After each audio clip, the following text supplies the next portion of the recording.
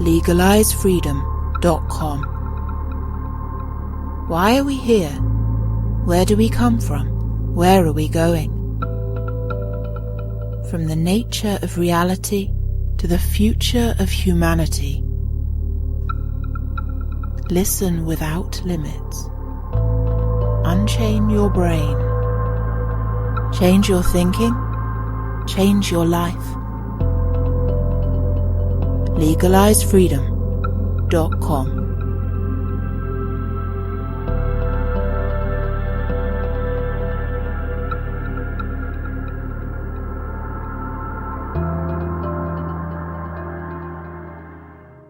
Greetings and welcome once again to legalizefreedom.com. I'm your host Greg Moffat, and today we present part 2 with Colin E. Davis and Melissa Murray discussing the 2020 coronavirus crisis. In this two-part show, we examine some of the inconsistencies surrounding the official story about so-called COVID-19 and the deeper psycho-spiritual dimensions of the virus. Beyond government propaganda, mass media manipulation, and the deadliest pandemic of all, fear, the key to the current crisis lies hidden in the deepest recesses of the human psyche. Despite the promise and potential embodied in the secular religions of science and progress, it is clear that we've entered the 21st century profoundly disconnected from each other, from the natural world, and ultimately from ourselves. This separation has spawned a deadly psycho-spiritual sickness, largely unacknowledged, which manifests itself as dysfunction, destruction and decay in the outer world. The coronavirus crisis is holding up a mirror so that humanity may see its own shadow, face its fears, and seize the challenge of this moment as an opportunity to evolve or die. To move things on a little bit, I just recently released a show with Mark Stavish, and that was entitled Coronavirus Crisis, Perception and Deception. And I think it would make a very good companion piece with this, or vice versa. So I think if people have listened to this and not the former, they'd like to do that, and, vice versa. But for my part, a lot of what goes on, a lot of our behaviour as a species on the planet, and a lot of the problems that we're into, increasingly so, are founded in a fundamental misapprehension, a misunderstanding of who we are, our place on the earth, our place in the universe, and our conception of reality as such. And that is where we're going wrong, basically. So we have this particular materialist view of the universe, which is like matter is all that matters, and that what you see and absorb with your five senses is all there is. When you die, there is nothing. All of these other popular tropes that most people in the West and other industrialized civilizations live by, and increasing numbers of people in the developing world who are buying into consumerism and materialism, they're increasingly coming around to that way of living, and that is the root source of so many of our problems. And you mentioned a moment ago there about the elite not really being conscious actors for the most part. So whether that's where you want to start, or however you want to get into the psychology and the deeper dimensions of all this, I'll leave it up to you guys how you want to approach this. But I think that's where we should go now, because as I said in the Mark Stavish interview, without this deeper understanding of reality, of what appears to be reality anyway, of what's going on, or at least a deeper understanding of what drives us, what motivates us at the deepest levels, then what's playing out in what you call the movie, what's playing out on the surface, will remain completely baffling, completely bizarre, and absolutely impossible to understand.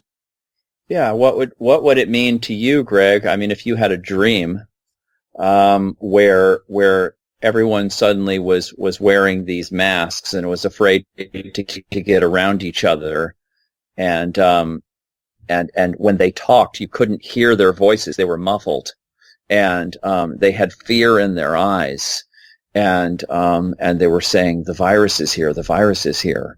I mean, how might you interpret that? I'd say it's a metaphor for contemporary society.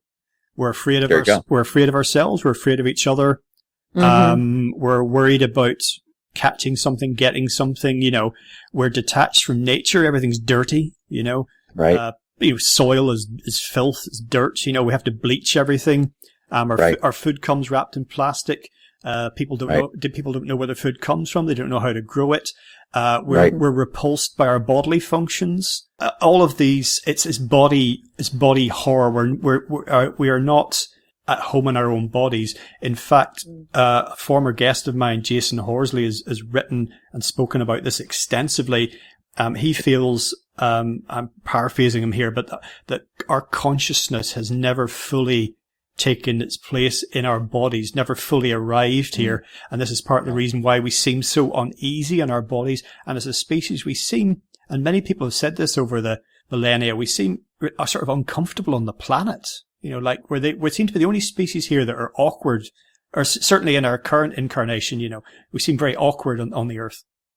I would say that some of that is from ancestral trauma that is in our cellular makeup. And this is what we've been working on in our own process of individuation, is finding those areas in our own ancestry and our own lives where we have our own parasitic operations going on, which lead to basic codes. In my own self, it would be a code of abandonment, which came from my grandfather on my father's side coming over to the United States as a child. Like an 8-year-old child, he left his family in Moldavia as a Jew, came over here alone, was quarantined in Germany around the First World War, and then ended up in the United States. But he was abandoned. My grandmother on my mother's side was in an orphanage. Now, my life has not been that traumatic, though my mother was mentally ill, schizophrenic, and I had to leave home at a very young age. But this trauma is stored in my consciousness, in my cells. And what I found, and it started with my cancer, when I started to heal myself of the cancer, is I had this epiphany that I would have to go into my DNA itself to really be able to heal. And I feel like culturally, a lot of us have certain codes that have been passed on, and you can look at these as cultural codes like the patriarchy and the expansion of the global takeover of all these indigenous populations. You can look at it like that. You can look at it as the earth itself, of destroying the planet where our cells and our flesh come from. Mm-hmm. You can look at these in multiple ways, but on an individual level, this gets into what you can do, is you can start to find out what your own individual trauma codes are and start to work with those. Because I think what you're saying about the separation, I see this in millennials and younger people. They've totally been abandoned by their parents who were working full time. They grew up in daycare. They were thrown into these schools that indoctrinate you. There's just this separation, a lack of intimacy. I also see that in like people now date online. They don't meet in it face to face. Yeah, and the whole thing about how that we can't get together now, and we're not going to be able to go to live music events and all this because of the virus. I mean, they actually canceled the biggest music festivals all over the world. You know this because you're involved in it there. Mm-hmm. I mean, it's horrendous. So it's like, what I'm taking, Melissa, from what you're saying there is that you're going back into the trauma aspect. And this is an aspect of our shadows. Right. And we used to use the word the virus to basically mean the active component of the human shadow, the communicable active component of the human shadow. And when you're holding on to a bunch of trauma, when you're holding on to a bunch of shadow material, a bunch of rage, of grief, of guilt, and all of this, then basically what happens is it becomes a power source for your neuroses, for your complexes. And to me, the dream of everybody walking around with the medical masks on, it's saying we're all sick. Yeah. We're all sick. Mm-hmm. And we're afraid to touch dirty stuff. We're afraid to get dirty. And everything that you said earlier about what it meant to you, Greg, but it's like, and we've been saying over and over again, and more people have been saying this. I mean, Jung was saying this constantly. You've got to get into your shadow material. You've got to integrate all this old junk. It wasn't necessarily in his time pinpointed as the remnants of intergenerational trauma, which is now being brought up as that's sort of a common source. Gabor Mate is like... Yeah, Gabor great. Mate is really on that. This is a common source for a lot of our shadow material. But it's like, this is what Jung was saying, and what we've been saying is that, and what a lot of Jungians have said, the good Jungians, and is that you've got to get into this shadow material. This is communicable, viral, material of the psyche, and it infects everything. It goes into your friends, your family, all of culture, and you have a cognitive dissonance between your ego and your shadow material, and you have got to start bringing that shadow material into consciousness so that you can basically inoculate yourself from the destructive, corrosive effects of this shadow material. And we've been saying, if we don't become conscious of the fact that we're all just pushing around all of this destructiveness, this rage, this guilt, this grief, which becomes these big cultural complexes. It becomes these big memes, cultural memes. If we don't become aware of this, we're going to tear each other apart. And now this virus thing comes up, which is just saying, it's just look at this stuff. Look at your shadow. Look at your toxicity. Mm-hmm. Start to take responsibility for it. What are they talking about in alternative views? Build your immune system. Yeah. That's how you withstand viruses. And notice that the human viruses, they don't tell you to strengthen your immune system. They don't tell you about nutrition. They don't tell you about exercise. They want you obese. They want you helpless. They want you to be able to keep passing on the shadow infection, right? And this is, of course, unconscious for the most part in everyone. Right. But so to us, this looks like a massive wake-up call. And I mean, if everybody's watching this whole thing, and if this isn't a wake-up call to get healthy, to start eating better, to start exercising, to start bringing yourself back into total health. And if you're at that level, then you can start doing the more deeper psychological shadow work.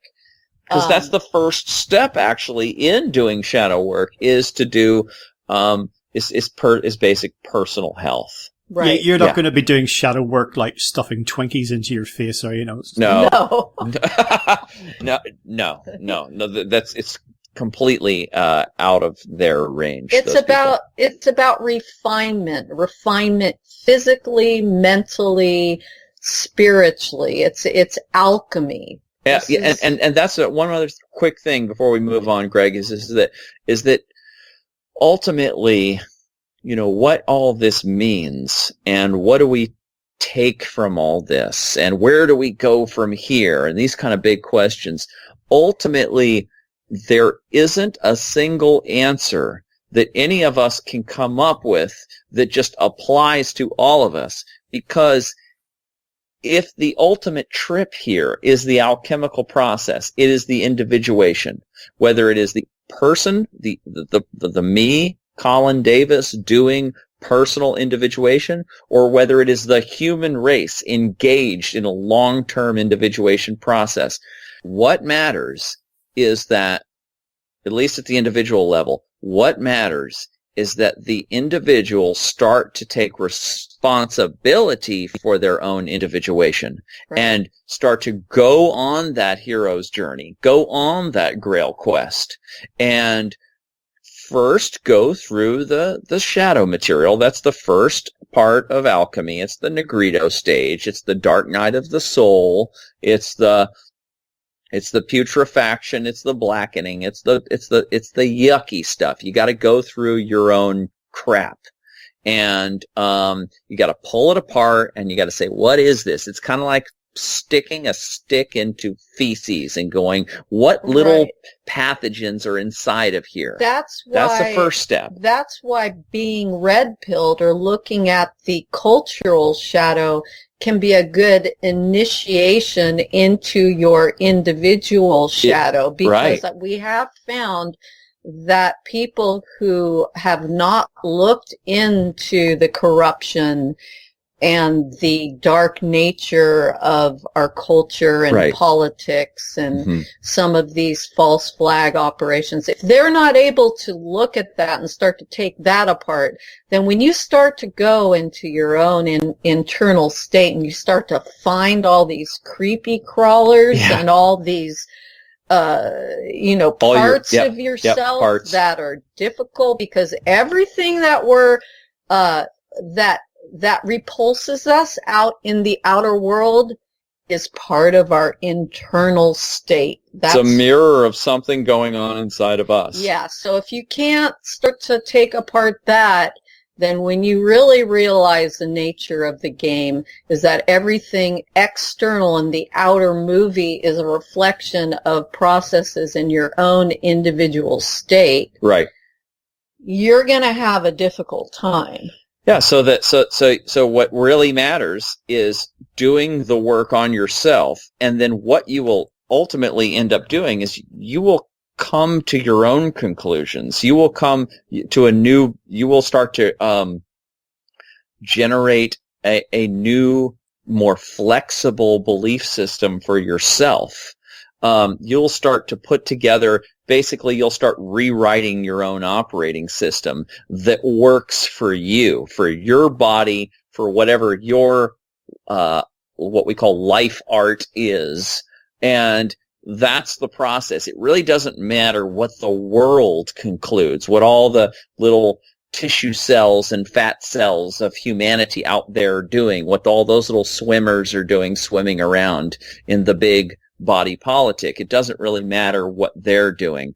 What really matters is, what are you here to do? What are you doing? Do you have an operating system that is robust enough to do what you need to do, and to be able to be safe from whatever viral operations you come in contact with? And you need to develop that operating system of psyche for yourself and do what you're here to do. And so what all this means will be unique to you. And it just goes, that's why Jung called the alchemical process individuation. Right. You are becoming, through doing alchemy on yourself, you are becoming a true individual. And then there is, though, the true individual is always a reflection of the greater universe. And the more true you are, the more purified you are, the more basically you stand in truth with the universe. Right. One of our main tenets for our own individuation is 100% personal responsibility and 100% transparency in everything that we do. Not just responsibility for what you do, but responsibility for what happens to you. That too, yes. That's the ultimate. Take 100% responsibility for your own thoughts, your own feelings, your own actions, and for everything that happens to you in life. Right. You are ultimately the creator of it all. Right. Yeah, that's where this is going. We are all connected. There is a greater game. You've done some great interviews with Anthony Peake, and he starts to get into the nature of the simulation itself. Yeah. I recommend people listen to those. We enjoyed those. Yeah, definitely. As much as we are all part of, like, almost one entity in a way, one mind, however you want to put it, there's many people have theorized down the ages that one of the reasons that we've incarnated at this time in the way that we have as apparent individuals is because that in itself, that separation is a part, ultimately, it's like a new form of exploration. It's like literally in some kind of, adventure or mystery movie. It's like, split up, guys. We'll cover more ground if we do that, and then split up, we'll cover more ground, and I'll meet you back here later. So almost like that idea of that we're individuated units of consciousness, part of the universe becoming aware of itself, like the collective had to somehow split and atomize like this in order to take another. It was part of another exploratory evolutionary step. This is the duality program we're in, Greg. This is the duality meta program we're all in, of the individual and the collective, the one and the many. And the one becomes many, which become one, which become many, which become one, which become many. And it's this continual ebbing and flowing. I like Ken Wilber's word holarchy. Everything is a collective. And then when you go inside the collective, you can see that it's made of individuals. And then you go inside any of those individuals and you find every one of those is an individual and a collective at once. And this is the duality meta program that we're in, the O1 experience. Yeah, exactly. And you can also look at it in terms of the cells in your body and the operation of thousands and thousands of stacked technology. Yeah. In your cell structure, in your organs, all working together, but being individual cells. So this is how we're operating in our psyches. The whole thing of getting all afraid of a cold virus and all of this stuff, it's like once you realize that you are whatever it is, 17, 18 billion years of stacked technology just working, just from the subatomic to the atomic to the molecular to the cellular and all of this, and to the physiology in your psyche and all of just working just absolutely perfectly. And to think that you need to be afraid of anything. The question should not be what do I need to fear, but the question should be of what can I do next with all of this incredible technology? What am I here to do? Because it's a miracle that all of this is working together. You must be like some kind of a god. Yeah. So what can you do? And you can start to see, that there's humans on this planet that have quote unquote superhuman potential, regulating your own temperature, long periods of time without food. Yeah, whatever. There's just incredible the potentiality of what we are as a human has not even started. And then the whole thing of the we need to become cyborgs and all of this to expand humanity, when meanwhile we've just barely even touched what our psychic potential is.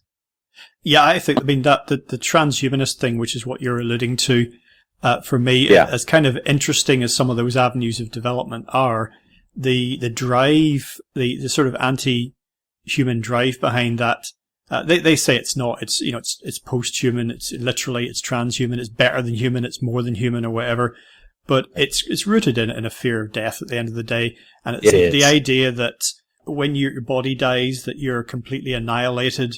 and that those things that are not you anyway, such as your memories and your emotions, and somehow they'll all be gone, and therefore you will be gone. And the idea that this temporary, like a ripple in a stream, this temporary manifestation that was you, that you felt as a self, was somehow destined to be, is somehow not part of the stream. It bubbles up from the stream and goes back into it again. And this is what we actually see when we go down to the lowest, the deepest levels of reality that we can currently explore, the sort of the quantum level. We literally see that happening. We see swirling chaos, and we see order temporarily emerging from it and then sinking back into chaos again. So, and that's what our lives are in a way, Yeah, that's the one experience. Yeah, and so, the ego is the part of us that thinks those things is part of the problem, because we've developed the mind so well in our system. We call it Third Circuit, which is the 8th Circuit model. Right. Robert Anton Wilson and Enterali and Timothy Leary's model. Yeah, right. So we've developed the mind so much that the mind itself makes us hold on to this life and death kind of a situation. But if you zoom out into what we call the zero, or it's more of a feminine experience, it's more the experience of the spaciousness of kind of what quantum physics is like before you think. Yeah, the thing that which is between the thoughts, that which is between points of matter. Right. The zero, the connecting force. Right. Right. So as we develop that, and we get control over our mind, and all sorts of mindfulness practices are available for people. Oh, yeah. But we're addicted. We're addicted to the rat race. We're addicted to the thoughts. Like you said about the ego. The ego has become so strong and become its own, it's become its own culture that it has a survival need. It's the ego that's saying, I need to live to be 200 years old. And it's immortal. The ego, the mind that just wants to keep trying to create solutions. Right. But the solution, part of the solution, I mean, it's a balance between what we call the zero and the one. Right. You have to understand, you have to be able to be out of the game to understand and start to manipulate the game or the movie of life. Right. And we're just, we're talking about it now, but it's a process, right? It's not something that all of a sudden you have an epiphany and you have the answers to the nature of consciousness, the nature of reality, and then you're enlightened and you're completely balanced and everything is perfect. Your whole life journey is the answer. Yeah. And and thanks to you and what you're doing and other people are doing to talk about these subjects and to discuss them, we are consciously co-creating our own cultural awakening, basically. This conversation, this program, and the new culture of programs that we're all kind of involved in here.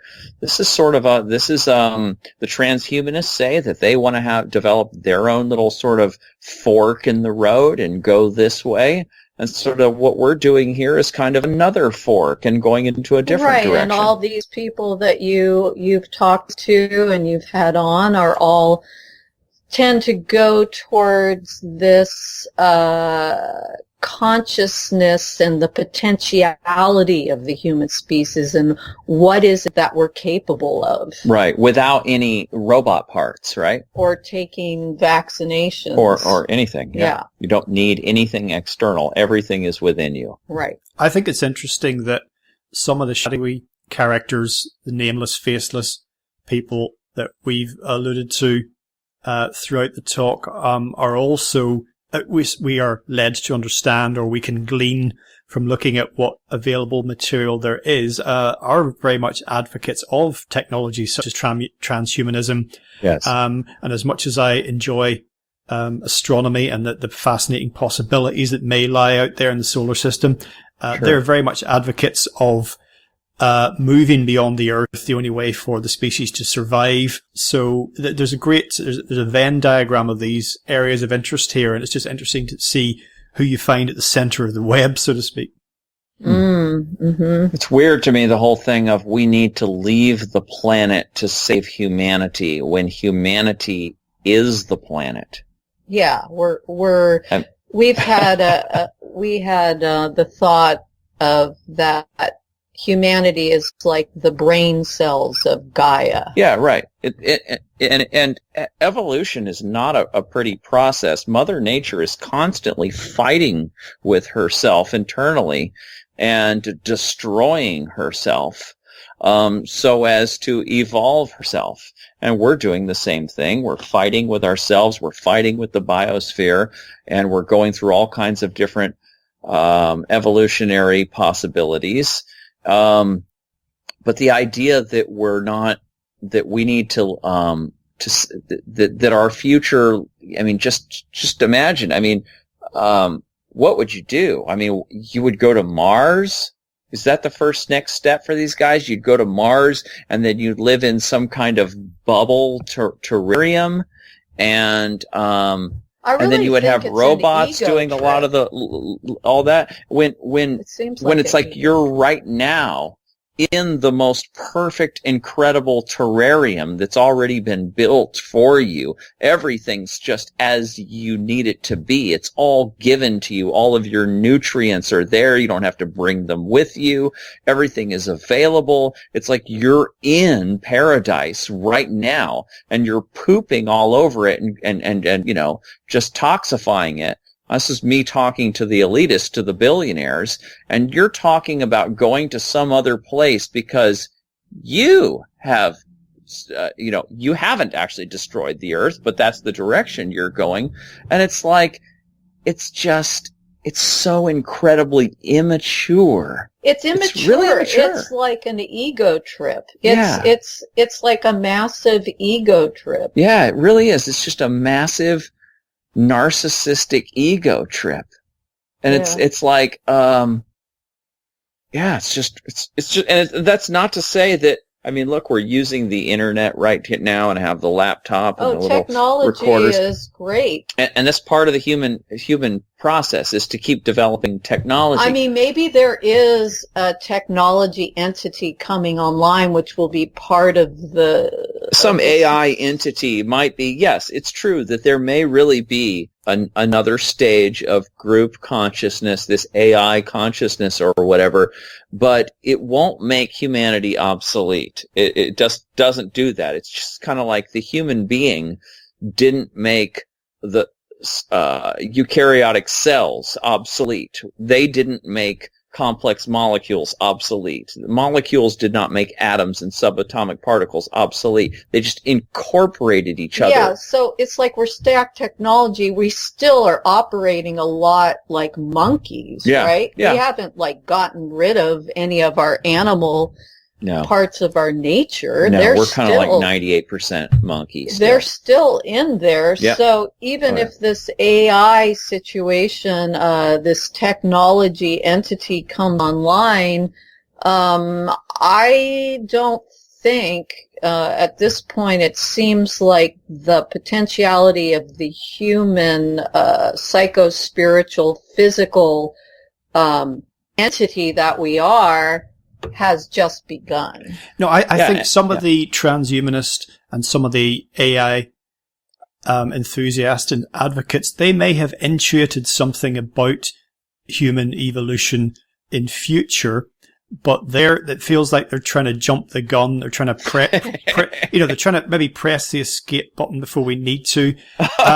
Because I remember many years ago reading Childhood's End by Arthur C. Clarke. And in a nutshell, the evolution of humanity in that book, we cease to become physical bodies. Basically, the human species ceases to become physical, loses its corporeal manifestation, and merges with the mind. Sounds very sinister to a lot of people, but there may be a part of a journey where we return from whence we came, because after all, our physical bodies, we know they decay and break down. That ripple goes back into the stream again. So maybe the AI transhumanist people have they intuit something about it, but as you say, if it's done against a background of trashing the planet, panic, and oh my God, what are we going to do? Everything's going to hell in a handcart. That's fear. That's stress, and that's not a good mindset from which to make really important decisions. So I think saying let's go to Mars because Earth is on fire, that's not a strong position to decide anything from. No, and the people that are saying that really don't. It's like there's so many directions that they haven't. It's kind of like they're so externally focused. Well, they don't have any internal focus at all. Yeah, like Elon Musk. He's a perfect example of somebody who should do some deep shadow work. He comes from an extremely traumatic background. His father, it seems like it could be possibly sociopathic, psychopathic. Yeah. So some of these people may not be psychopaths themselves, but they could have massive amounts of unresolved trauma or, they may be geniuses, but they're so and this is kind of part of our age, though, this is kind of just part of the development of the left brain and all of however you want to put it, this, sort of our rational cognitive functions. It's very exoteric. It's concerned with stuff, and it's concerned with manipulating nature, and it's kind of just the path that the West has been on, and now it's global, but the path civilization, I should say, that's what it has been on. It's about external action, and it's sort of like there's a huge blind spot of the it's like everyone, it's like all these scientists and people are looking at the movie of life, and they're not turning it around and saying, well, what is the projector? What's going on in the projector that's projecting this movie? There's these films that are running through the projector. There's these stories, these narratives that are running through the projector.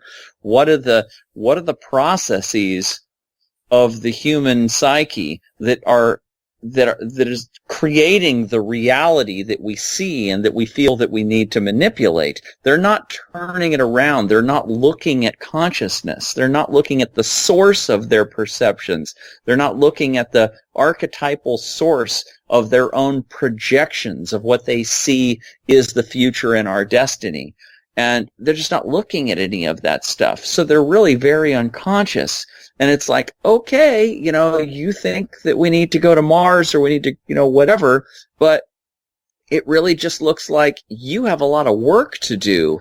And it's kind of like just makes me want to say, just stay away from me. But I kind of can't do that because they're having an effect, like right now, on our lives. I would like to say, Bill Gates and the World Health Organization and all this kind of stuff. If you think that there's a problem with viruses and all of this, and you think that there needs to be a quarantine, well, go ahead and quarantine yourself. You can do that and leave me the hell alone.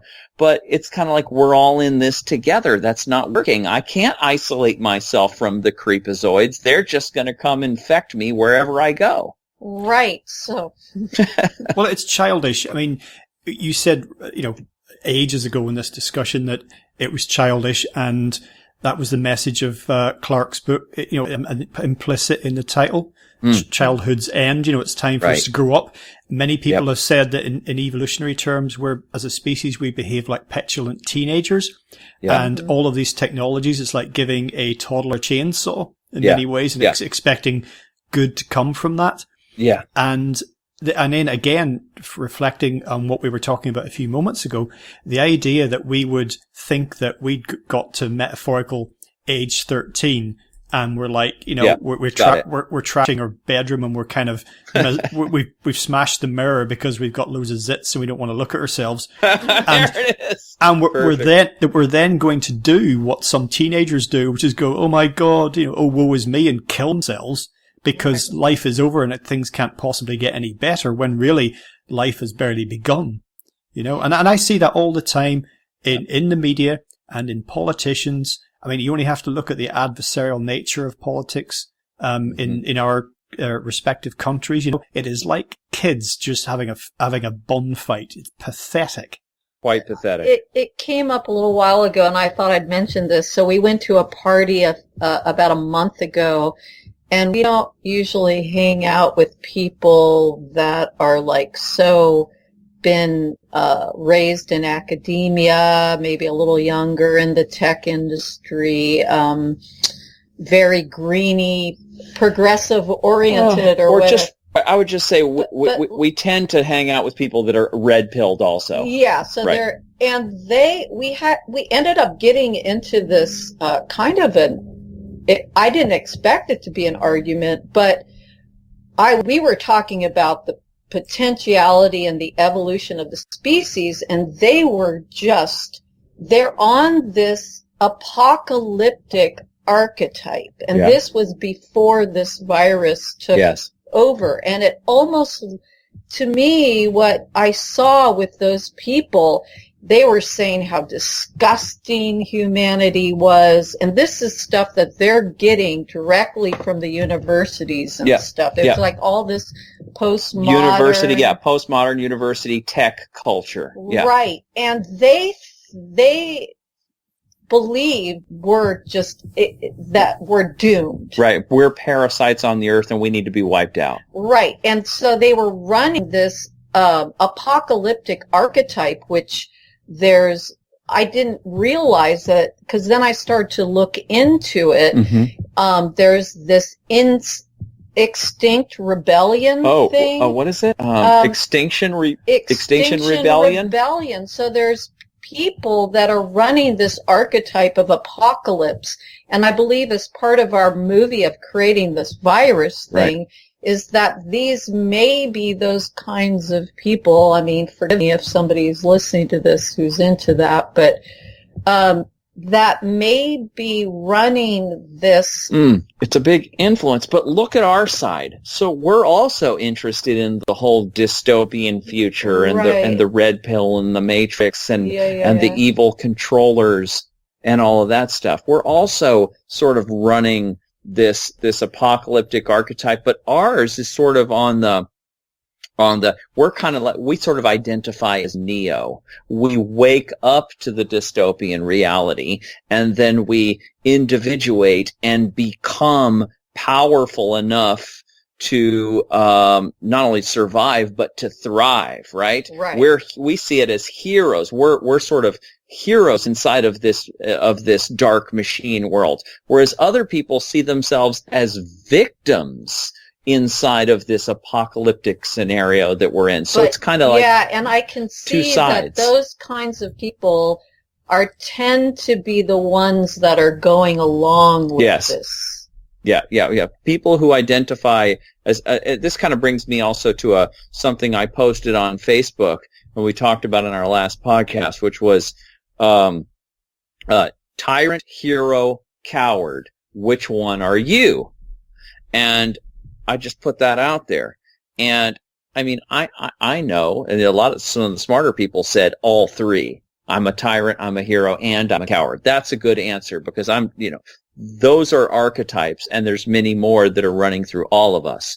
But I kind of just put that out there to just hit people. Which one do you identify with the most? And nobody really responded that they identified with the tyrant.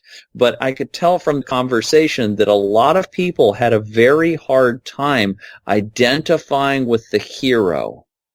And they said, well, how could I be a hero? I'm just, that's just so bombastic or narcissistic or whatever, and this, that, and the other. And from the point of view of the alchemist, or the point of view of the one who's individuating, you are.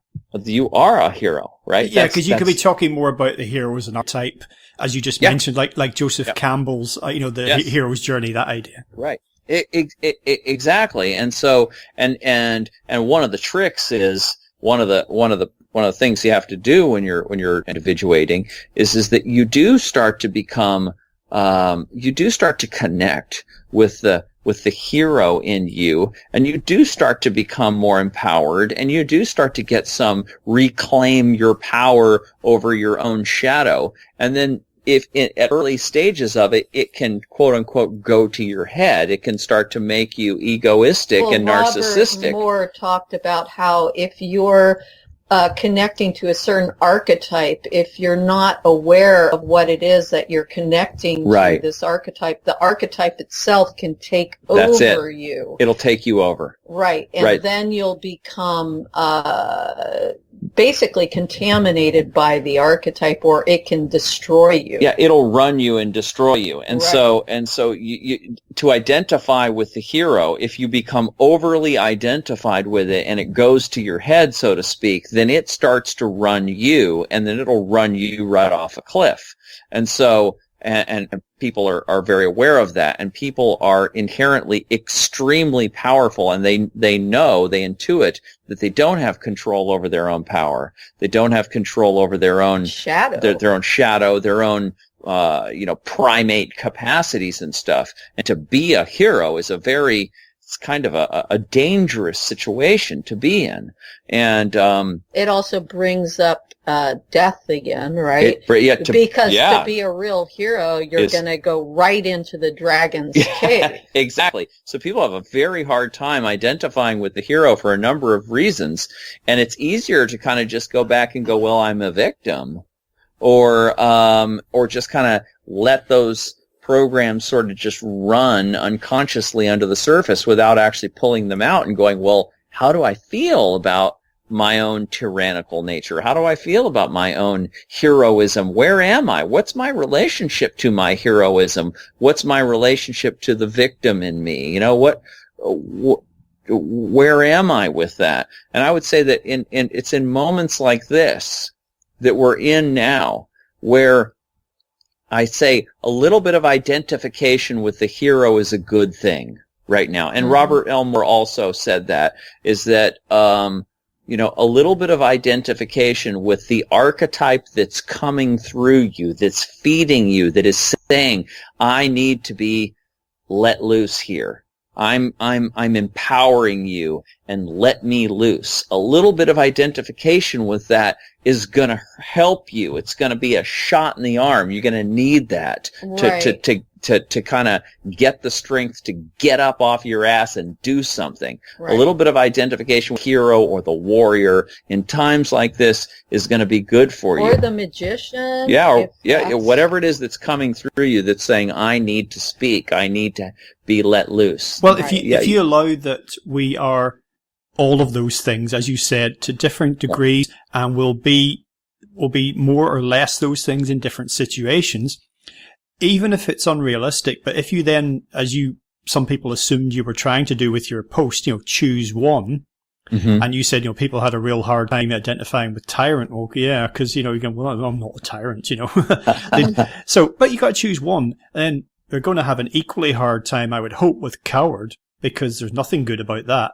They didn't seem to oppose that one. I didn't see any opposition to that one. Okay, well, you could say, pragmatist. No, let's just say coward.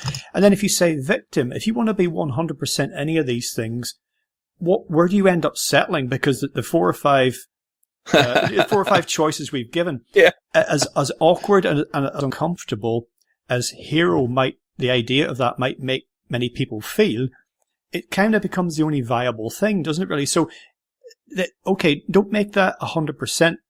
These aren't binary choices. Right. But let me phrase it another way. What would you most like to be? Most of the time. Would you like to be mostly a coward? Yeah. So, no.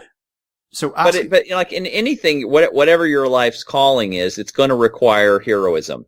If you decide you want to start, like we just started doing a podcast, we're like on number 13, right? And everyone has a podcast right now, right? And so it's like you go into something like that and you start to get pushback. The first pushback is, I don't like my voice. I don't like the way I look. I don't like my production style. And you get all that kind of nitpicking starts to happen and all of that.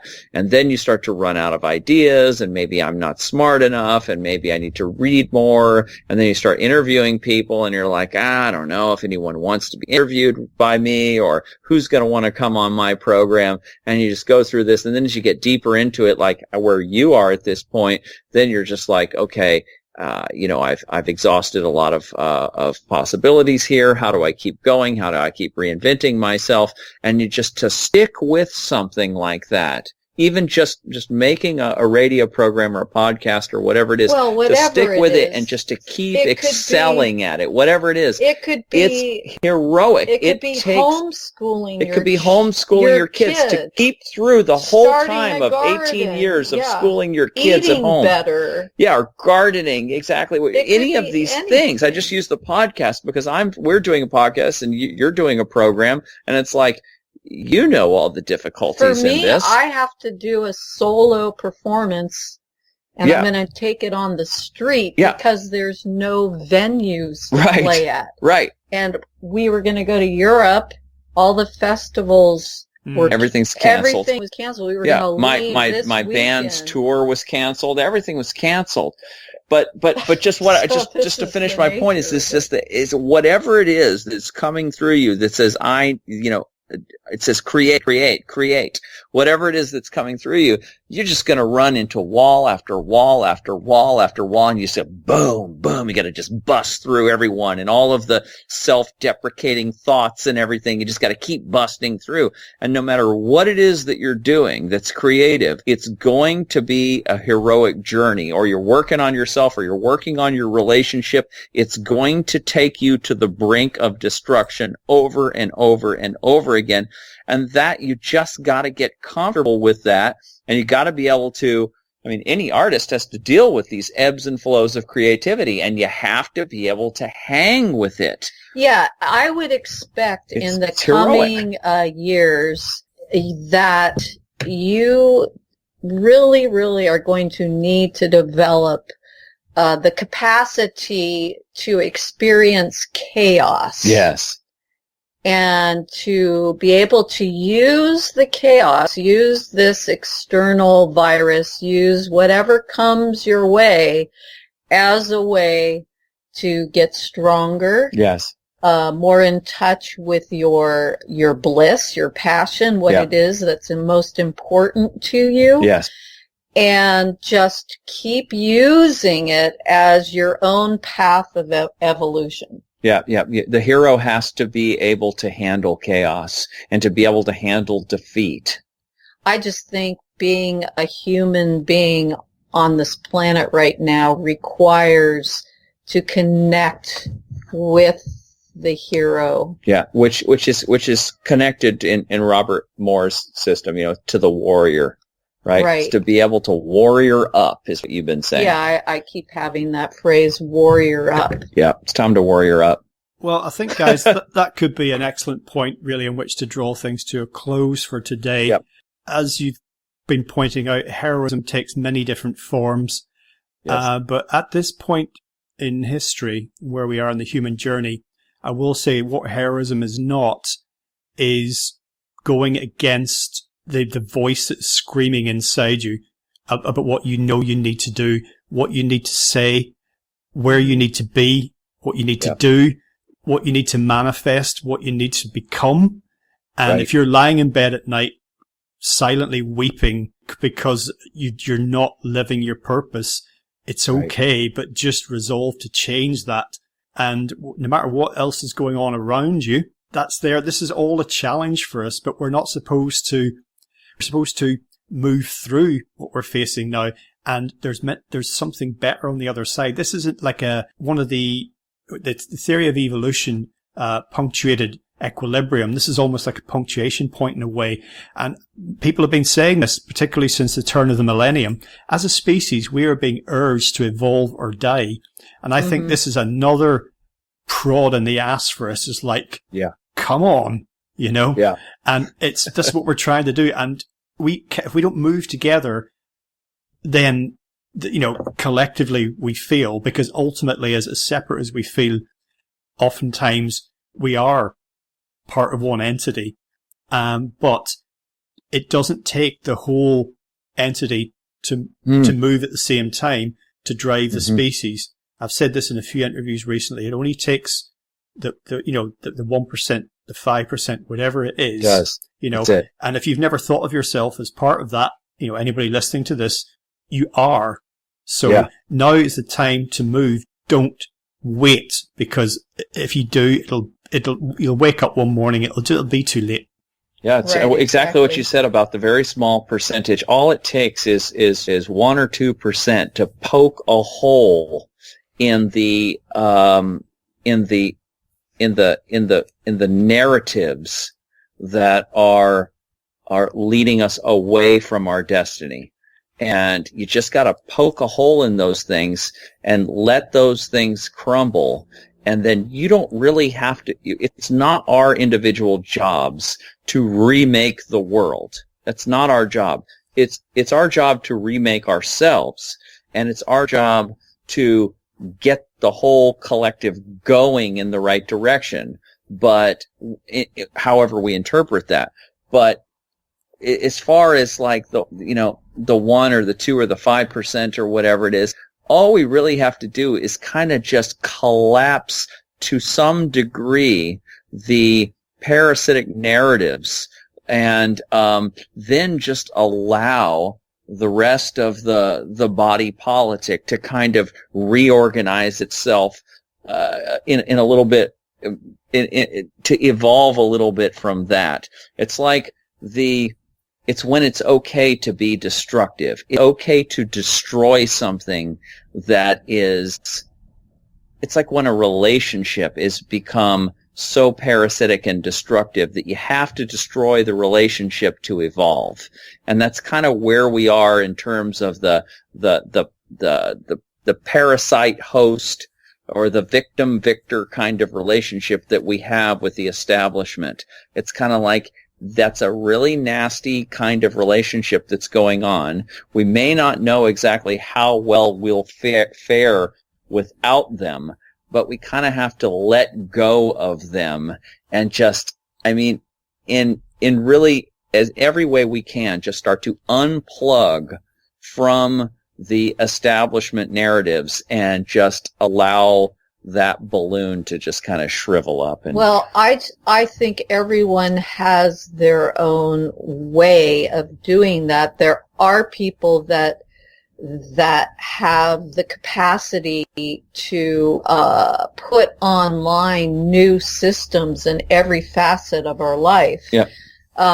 And so the idea is to do this individuation work so you can find out what your part, your perfect life art is on this planet now, and be able to implement that in yourself, in your family, in your relationships, in your community, and then out in the world. And everyone has their part in this. Before we sign off, you guys, as you mentioned a few minutes ago, you've started a new podcast series. Your book we mentioned at the top of the hour, that's still available in print and digital, and you've got various websites. So either or both of you, before we sign off, throw out everything you would like to share with listeners. ShadowTechAlchemy.com will take you to, you'll see links to the podcast. You'll see the book. You can, like you said, you can get it in various forms. We even give away the PDF version for free, and how to do that is on the website. So ShadowTechAlchemy.com. And then we have our music. What's that one, Melissa? That is O1 Experience, but it's 01experience.com. Right. And then also Colin started just a resource site for this particular virus, just links from his own very discerning research, and it's fearnovirus.com. Exactly. There it is. Wonderful. Well, once again, Colin, Melissa, thank you so much for joining us again today on LegalizeFreedom.com. Thank you so much, Greg. It was great. It was a great so conversation. Much.